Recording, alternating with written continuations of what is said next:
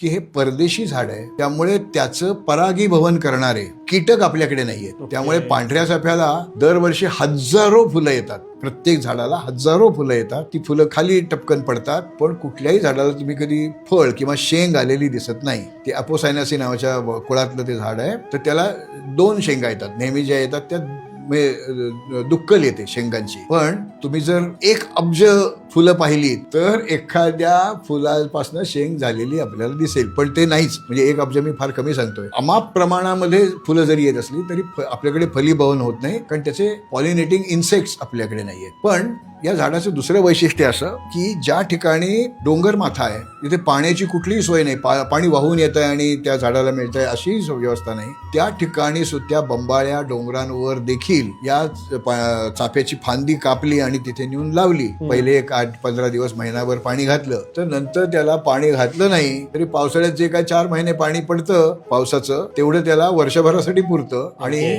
कोणत्याही झाडाचं पाणी तोडलं की त्याला फुलं येतात. ते झाड घाबरतं.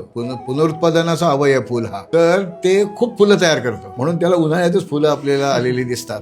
ज्या मूळ देशातनं तो आलाय तिथे काही मे मध्ये फुलं येतात असं नाही, तिथल्या उन्हाळ्यामध्ये त्याला फुलं येतील. तर कुठचीही काळजी न घेता वाढू शकणारं आणि ज्याची फुलं खाली पडल्यानंतर देखील ताजी टवटवीत राहतात असं ते झाड आहे. आपल्याकडे बहुतेक डोंगर माथ्यांवर शंकराची देवळं आहेत आणि शंकराला पांढऱ्या रंगाची फुलं प्रिय आहेत असं म्हटलं जातं. त्यामुळे हे पांढऱ्या चाफ्याची फुलं त्याला व्हायची, म्हणून शंकराची देवळं जिथे आहेत तिथे पांढरा चाफा लावला जातो. त्याला दुसरं एक नाव आहे, याला टेम्पल ट्री असं म्हटलं जातं. फ्रँगीपॅनी नावाचं एक अजून त्याला नाव आहे.